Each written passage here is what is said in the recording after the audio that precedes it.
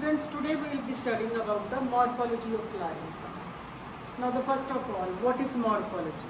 Morphology means the study of the external features of the organism. Study of the external character of the organisms is called the morphology. And we are studying the morphology of the flowering plants. Flowering plants means angiosperms. They are characterized by the presence of the root, stem, leaves, flowers and fruits. So those plants which have these characters, they are called the angiosperms or the flowering plants. This is the diagram of a flowering plant. Here you can see one shoot system and the root system. Now the shoot system comprises of the flowers, fruit, stem, leaves, buds, and it has the nodes and the internodes. Nodes are the points you can see from where these leaves arises, and the distance between two nodes is called the internode. And underground is the root system. It has the primary root, and from the primary root arises the secondary roots. So this part is called the root system, and above the ground is the shoot system. First of all, we will be studying about the root. Now, what is a root? As you all know, root is the underground part of the plant, and it develops from the radicle of the embryo. So embryo, it has different parts like the radicle and the plumule. Radicle gives rise to the root and plumule gives rise to the shoot. Now the roots are of different types. First, tap root. Tap root, it originates from the radicle. And dicotyledonous plant, they have the taproot system. Dicotyledonous plant means those plants which have two cotyledons. Di means two. So those plants which have two cotyledons are called dicotyledonous plant. For example, mustard, gram, mango, they are dicotyledonous. So they have the taproot system. Second is the fibrous root. This fibrous root, it arises from the base of the stem, and generally the monocots, they have the fibrous root system. Now mono means one, monocotyledon means those plants which have a single cotyledon. For example, wheat and paddy. Now the third category is the adventitious roots.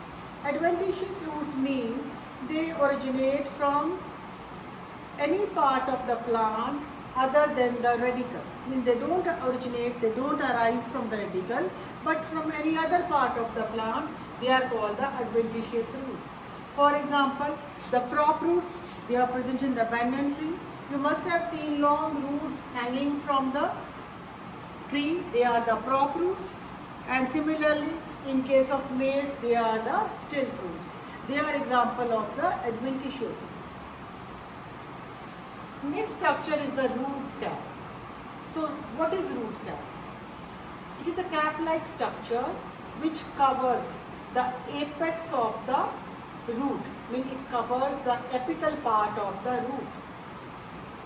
So this root cap, it is protective in nature. I mean, because this part is the growing part, it is protected by the root cap.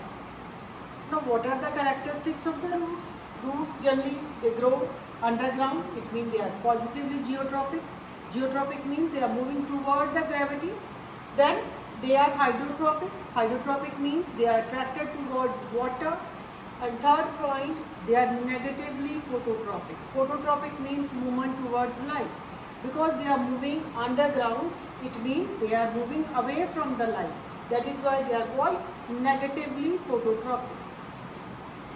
What are the different regions of the root? This is the structure of the root tip. Here you can see three regions. This is the region of the meristematic activity. It is protected by the root cap. It means root cap protects the growing tip of the root. This is the region of the elongation, and this is the region of the maturation. It means the root tip has three regions: region of meristematic activity, region of elongation, and region of the maturation. Now what are the characteristics of these regions? Region of meristematic activity. cells of this region, they are capable of division, means they can divide. So they can divide, they are helping in the growth. Second is the region of the elongation. Now cells of this region, they are elongated, they are enlarged. It means they are responsible for the growth of the roots. This is the region of the maturation. This region has differentiated it and it has the mature cells. Now some of the epidermal cells from this region, you can see they form thread-like structure, and these thread-like structure, they are called the root hair. Now what is the function of these root hair? They increase the area for the absorption of water and minerals. These are the three regions of the root tip. First, region of meristematic activity, then region of elongation, and third is the region of the maturation. Sometimes these roots are modified. Now why the roots get modified?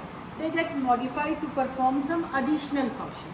Additional function means basic function of the root is absorption of water and minerals. So in addition to that, they are modified for support, for storage of food, or for respiration. This is called the modification of the roots. First, for support, as I have told you that the prop roots in the banyan tree and the stilt roots in the maize and sugarcane. In sugarcane, you must have seen the brown colored roots coming from the nodal region. They are the stilt roots. What is their function? They are for supporting the plants. For respiration. For respiration, these are the pneumatophores. They are called respiratory roots. These pneumatophores, they are found in rhizophora. It's also called mangrove. They are generally found in the swampy areas. These roots, they come upwards and they help in the respiration. Third function is the storage of food. Now the roots, they become swollen. You can see in case of turnip, carrot, sweet potato, even radish. These are the modified roots. They become swollen, they store the food, and they are eaten by us. So they are all modified roots, and the purpose is the storage of the food. Next part of the plant is the stem. Now how we will define the stem? It is the aerial part of the plant. It develops from the plumule of the embryo, and stem, it bears the nodes and the internodes. Generally the stems, they come out of the surface of the earth. They are positively phototrophic. It means they are moving towards the light, and they are negatively geotropic. It means they are moving against the gravity also. Stems, they are also modified to perform different functions like the storage of food, support of the plant, protection of the plant, and for the vegetative propagation. First of all, storage of food. You must have seen, this is ginger, colocasia or the Arabi, potato. They are the modified roots, modified stems. They store the food and they are eaten by us for the food. For support, you must have seen tendrils in case of pumpkin, in case of watermelon, in case of cucumber. These are the tendrils. Here the stem is modified into tendrils.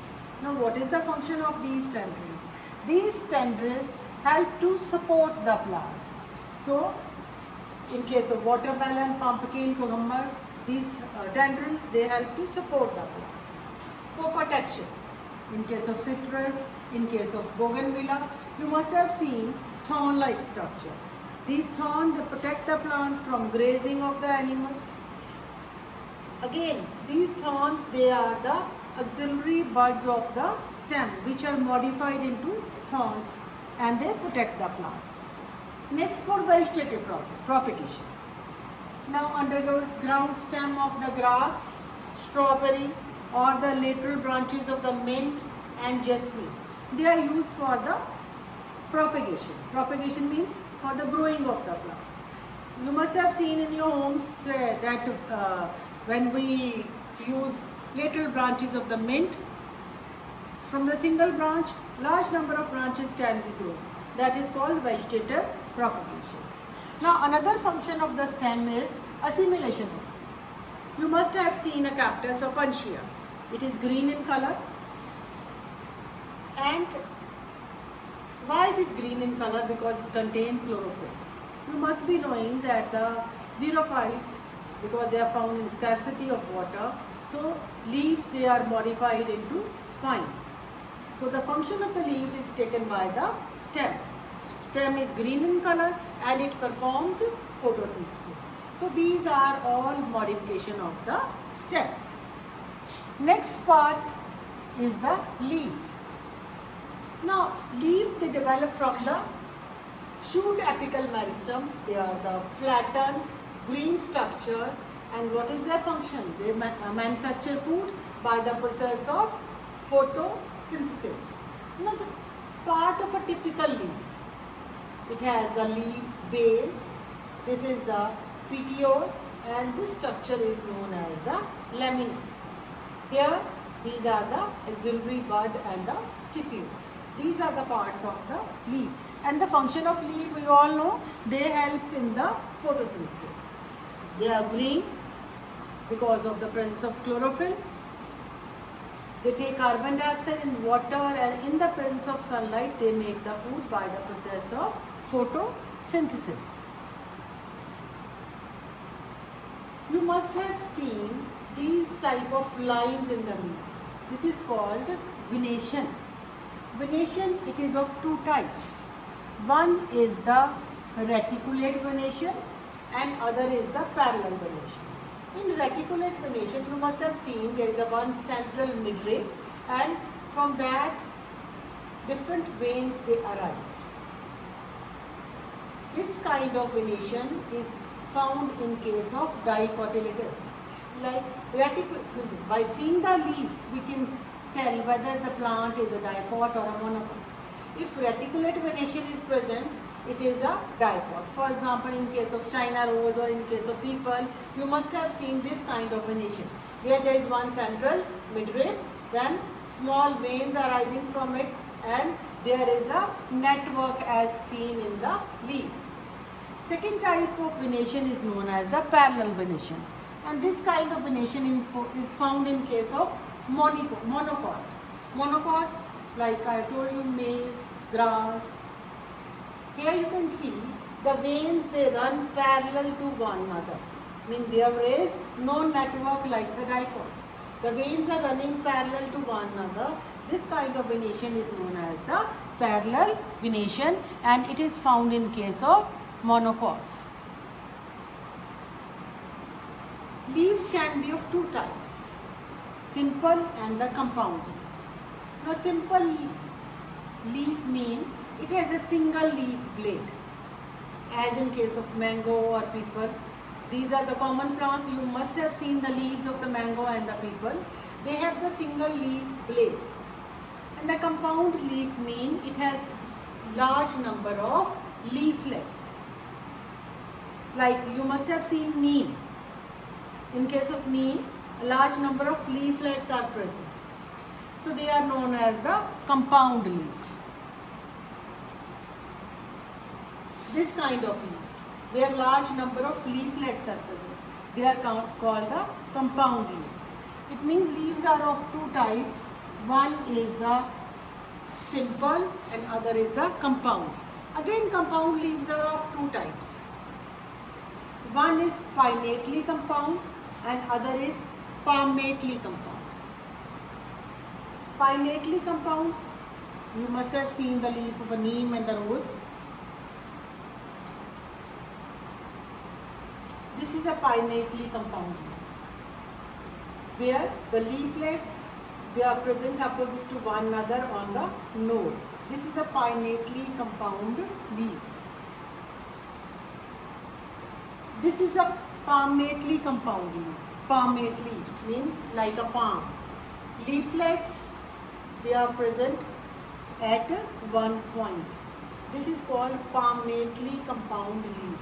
It means compound leaves, they are of two types, pinnately compound leaf or palmately compound leaf. Pinnately compound leaves are present in case of rose and neem, and palmately compound leaves are present in case of silk, cotton. I hope it's clear. Next term, new term for you, phyllotaxy. What is phyllotaxy? Phyllotaxy means the arrangement of leaves on the stem or the branch. The arrangement of leaves on the stem or the branch is called phyllotaxy. Now phyllotaxy can be of three types. One is alternate, other is opposite, and third is the whorl. Alternate. Alternate means there is a single leaf at the node. Here you can see alternate. Mean at one node only one leaf is present.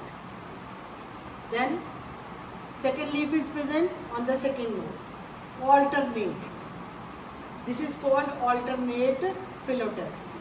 Opposite means leaves are present at one node on the opposite sides. Here you can see a pair of leaves at one node. This is called opposite phyllotaxy. So three types of phyllotaxy. Alternate means single leaf at a node. This is in the case of China rose or mustard. Opposite means two leaves at a node. This is in case of Calotropis or Akk. Common name of Calotropis is Akk. It is a weed. Guava. It is opposite. Then whorl. Whorl means more than two leaves. Here you can see more than two leaves in a whorl at one node. More than two leaves in a whorl at one node. So this kind of phyllotaxy is known as a whorled phyllotaxy. So again, I am repeating, the phyllotaxy, it is the arrangement of leaves on the stem or the branch. It is of three types: alternate, opposite, and the whorl. Alternate means a single leaf at one node. Opposite means two leaves and one node. And in case of whorl, more than two leaves. Many leaves are present at the node. So this kind of phyllotaxy is known as the whorled phyllotaxy. It is found in case of Nerium and Alstonia.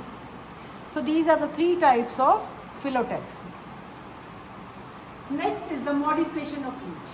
Leaves are also modified.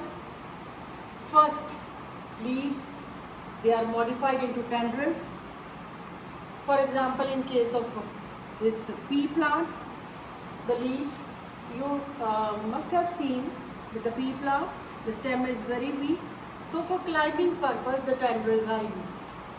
For spines, as I have told you, in case of Opuntia, in case of aloe, the leaves, they are modified into spines. I have told you in case of cactus or in case of Opuntia, the leaves, they are modified into spines. Then pitcher plant. The penthis or the pitcher plant, the leaves are modified into a pitcher, and what is the function of that pitcher? To provide the nitrogen nutrition to the plant. Fleshy leaves. You all must have must be eating the onions. In onions, two kind of leaves are present. One is the brownish leaf that we generally remove, and other is the white in color, which is the fleshy leaves. What is the purpose of those fleshy leaves? It is the storage of food.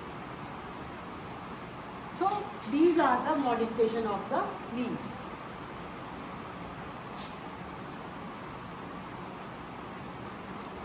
Next term is the inflorescence. Now what does the term inflorescence mean? Inflorescence means the arrangement of flowers on the floral axis. The arrangement of flowers on the floral axis is called inflorescence. And arrangement of leaves on the stem or the branch is called phyllotaxy. So inflorescence is the arrangement of flowers on the floral axis. Now inflorescence is different types of inflorescence is racemose. Now in racemose inflorescence, the main axis is unlimited in growth. It means main axis is keep on growing.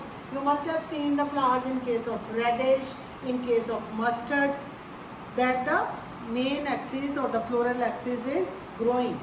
And the flowers in racemose inflorescence, they grow in an acropetal order. Acropetal. What does this word mean? Acropetal. Acropetal means the younger flowers are on the top and the older flowers, they are at the bottom. The younger flowers at the top and the older flowers at the bottom. This is known as the acropetal order. Second inflorescence is the cymose inflorescence. In case of cymose inflorescence, the main axis, it is limited in growth. Mean after some time, the main axis, it stops growing. Main axis develops into a flower and the growth stops. So in case of cotton, jasmine, calotropis, the inflorescence is cymose inflorescence. And in cymose inflorescence, the flowers, they are grown in a basipetal order. In racemose, they are grown in a acropetal order. Acropetal, I have told you that the younger at the top and the older ones at the bottom. But here in basipetal order, main axis grows into a flower, then other flowers, they are grown on the side. This is the basipetal order. Next, what is a flower? Flower is a modified shoot, and you know flower is the reproductive part, reproductive unit in case of angiosperms. Flowers can be unisexual or it can be bisexual. It can be bracteate or ebracteate. Unisexual, what does it mean? It can be either male or female. Both the reproductive organs are not present in one flower. And bisexual, both the reproductive parts are present in a flower. Depending upon the arrangement of flowers and the floral parts, flowers, they can be of three types: hypogynous, perigynous and epigynous. On the basis of the position of the floral parts. Position of the floral parts means calyx, corolla, androecium and gynoecium. So in a flower, this is the male part, this is the female part. Androecium is the male part, gynoecium is the female part, then corolla or the petals and calyx. These are the various parts of the flower. Depending upon it, it can be hypogynous, perigynous and epigynous. So we'll study about these three flowers in the next lecture. You should revise the lesson properly, and if you have any doubt, you are always welcome to clear your doubts.